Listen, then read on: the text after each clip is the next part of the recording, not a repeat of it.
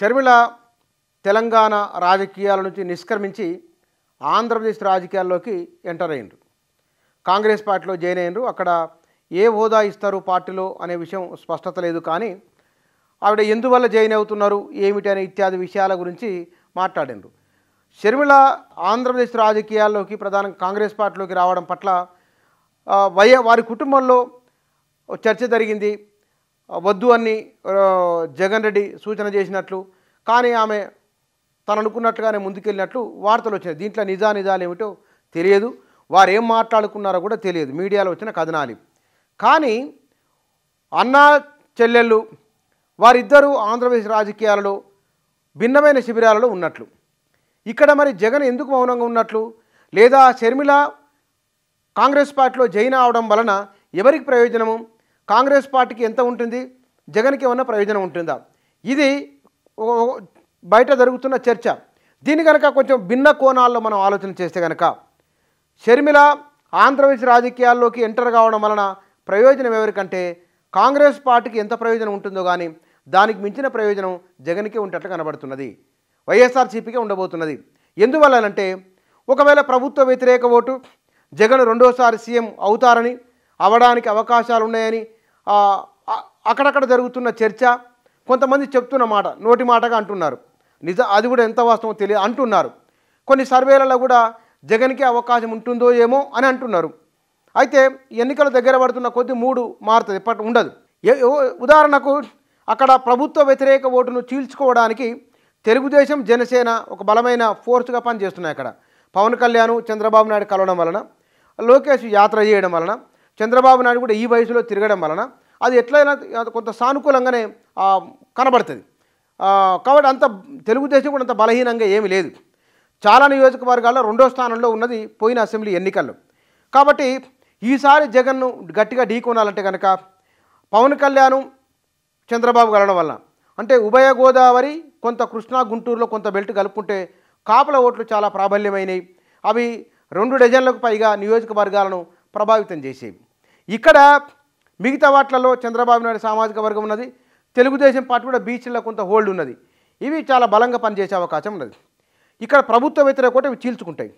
షర్మిల వెళ్ళడం వలన కాంగ్రెస్ పార్టీని ఆంధ్ర ప్రాంత కాంగ్రెస్ నాయకులే తమకు తాముగానే స్వతహాగానే కాంగ్రెస్ పార్టీ పైన విమర్శలు చేసుకోవడం వలన ప్రజల్లో పలచనైంది, బలహీనపడింది, కాంగ్రెస్ పార్టీ ఉనికి ప్రశ్నార్థకమైంది ఆంధ్రప్రదేశ్లో. కానీ ఇప్పుడు షర్మిల వెళ్ళడం వలన కాంగ్రెస్ పార్టీకి ఎంతో కొంత ఊపు వచ్చే అవకాశం ఉన్నది. ఎందువల్ల, ఒకటి రాజశేఖర రెడ్డి కుమార్తె కావడం, 2 ఒక బలమైన నాయకులు ఎవరైనా ఉంటే బాగుండేది అని అనుకోవడం, జగన్కు పోటీగా తన సొంత కుటుంబ సభ్యులే ఉండడం, ఇవి ఇప్పటికే వ్యక్తులుగా బలంగా ఉన్న కాంగ్రెస్ నాయకులకు ప్రజల్లో కొంత ఇమేజ్ పెరుగుతుంది. కాంగ్రెస్ పార్టీ కూడా విభజన చట్టంలో చెప్పినట్లుగా ఆంధ్రప్రదేశ్కు నిధులిచ్చే విషయంలో అయినా సరే, ఆంధ్రప్రదేశ్కు రాజధాని నిర్మాణంలో సాయం చేస్తామని చెప్పింది. ఆనాడు కాంగ్రెస్ పార్టీతో కొంత మనం సానుకూలంగా ఉండి వివరించి ఉంటే కనుక ఆంధ్రప్రదేశ్కు నూతన రాజధాని నిర్మాణంలో ఇంత గందరగోళం ఉండేది కాదు అనే ఒక అభిప్రాయం కూడా ఆంధ్రప్రదేశ్లో ఉన్నది. ఈ మొత్తం ఈ సినారియోలో మనం చూసినప్పుడు ఆంధ్రప్రదేశ్ రాజకీయాలలో షర్మిల వెళ్ళడం వలన ప్రభుత్వ వ్యతిరేక ఓటును కాంగ్రెస్ పార్టీ కొంత చీల్చుకుంటుంది. తెలుగుదేశం జనసేన కొంత, ఇక్కడ కాంగ్రెస్ పార్టీ కొంత ప్రభుత్వ వ్యతిరేక ఓటును చీల్చుకోవడం వలన జగన్మోహన్ రెడ్డి ప్రభుత్వం సునాయాసంగా బయట మరోసారి రెన్యువల్ అయ్యే అవకాశం ఉన్నది. అందుకే షర్మిల కాంగ్రెస్ పార్టీలోకి వెళ్తున్న సందర్భంలో జగన్ నుంచి పెద్ద వ్యతిరేకత లేకపోవడానికి ఆయనకు ప్రయోజనమే కరంగా ఉన్నది కాబట్టి ఆయన వ్యతిరేకించట్లేదు అనే అభిప్రాయం కూడా ఆంధ్ర ప్రాంతం నుంచి వ్యక్తం అవుతున్నది. అయితే ఇక్కడ ఈమె వెళ్ళడం వలన మరి కాంగ్రెస్ పార్టీకి ఏమైనా ప్రయోజనం ఉండదా అంటే తప్పకుండా ఉంటుంది. కాంగ్రెస్ పార్టీకి ఉండే ప్రయోజనానికంటే జగన్మోహన్ రెడ్డి కలిగే ప్రయోజనమే ఎక్కువ. కాంగ్రెస్ పార్టీకి ఆంధ్రప్రదేశ్లో అసలు 2004 ఎన్నికల్లో 2009 ఎన్నికల్లో కనీవిని ఎరగని రీతిలో కాంగ్రెస్ పార్టీ ఆంధ్ర ప్రాంతంలో తన ప్రభావాన్ని చూపించగలిగింది. అది లోక్సభ ఎన్నికల్లోనూ అసెంబ్లీ ఎన్నికల్లోనూ. ఆ తర్వాత జరిగిన పరిణామాలు, జరిగిన రాజకీయము, మారిన పరిస్థితులు ఇవన్నీ ఒక అంశం. ఈ నేపథ్యంలో షర్మిల తెలంగాణకు రావడం, తెలంగాణకు వచ్చిన తర్వాత ఆమె రాయలసీమ ఆంధ్ర ప్రాంతానికి సంబంధించిన వారైండి తెలంగాణ రాజకీయాలలో ఉండడం అనేది అది అక్కడక్కడ కొంతమంది రావచ్చు, కానీ ఆమె పార్టీ వాళ్ళే షర్మిలను తెలంగాణ ఆ పార్టీ వాళ్ళే తీవ్రమైన విమర్శలు ఆమె పైన చేయడము ఇవన్నీ ఒక జరిగిన సినారియో నిన్న మొన్న జరిగింది. ఇది తెలంగాణ రాజకీయాలలో షర్మిల ఉండడం వలన ఇటు రెండో అధికారిక కేంద్రంగా తెలంగాణ రాజకీయాలు డిస్టర్బ్ అవుతాయి. తర్వాత ఈ ప్రాంత నాయకులలో కొంత వారి మధ్య విభేదాలు కూడా రావచ్చు. ఏ రూపంగా చూసినా ఇబ్బంది అవుతుంది.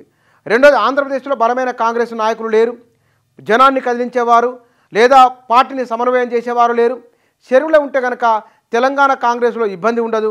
పైగా తెలంగాణలో ఉన్న రాజకీయంగా భవిష్యత్తు ఏమి ఉండదు. ఎందుకంటే ఆమె ఓట్లు వేసి ఆమె అధికారంలోకి రావడం అనేది అది కష్టసాధ్యమైందే. గెలవడం కూడా అంత సులభమైన విషయం కాదు. ఎందుకంటే తెలంగాణ నేటివిటీ ఇక్కడ తెలంగాణ ఉద్యమానికి వ్యతిరేకంగా ఉన్నారు వారు, ఆనాడు తెలంగాణ రాష్ట్రాన్ని వ్యతిరేకించిన వారు. కాబట్టి వారిని ఇక్కడ అంత సానుకూలించే అంశం కాదు షర్మిలకు. ఆంధ్ర ప్రాంతానికి వెళ్తే కనుక ఆంధ్రప్రదేశ్లో కాంగ్రెస్ బలహీనంగా ఉన్నది. ఈమె పోవడం వల్ల ప్రయోజనం వస్తుందంటే ఆ మేర కొంత ప్రయోజనం కలుగుతుంది. ఎంత ప్రయోజనం అంటే కాంగ్రెస్ అధికారంలోకి వచ్చేంత కాదు, కానీ పోయిన ఉనికిని పోయిన ప్రభావాన్ని తిరిగి నిలబెట్టుకునే ప్రయత్నం కాంగ్రెస్ పార్టీ చేస్తున్నది. ఆ మేరకు లాభించే అవకాశం ఉన్నది. ఓవరాల్గా తెలుగుదేశం, జనసేన, కాంగ్రెసు ఈ మూడు శిబిరాలు ఓట్లు చీల్చుకుంటే జగన్మోహన్ రెడ్డికి కొంత లాభించే, అనుకూలించే, సానుకూలించే అవకాశం ఉన్నది. కాంగ్రెస్ పార్టీకి కొంత శక్తి వస్తుంది. వచ్చే అసెంబ్లీ ఇప్పుడు కాకుండా మళ్ళొచ్చే అసెంబ్లీ ఎన్నికల నాటికైనా సరే కాంగ్రెస్ పార్టీ నిలబడే అవకాశానికి ఒకానొక సానుకూల ఆశావాహ దృక్పథంగా షర్మిల కాంగ్రెస్ పార్టీలో జాయిన్ అవ్వడాన్ని చూడాలి.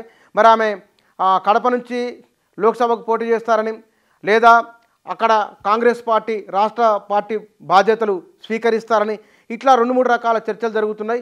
ఇక అధికారికంగా పార్టీ అధిష్టానం ఏం చెప్తుందో చూడాలి.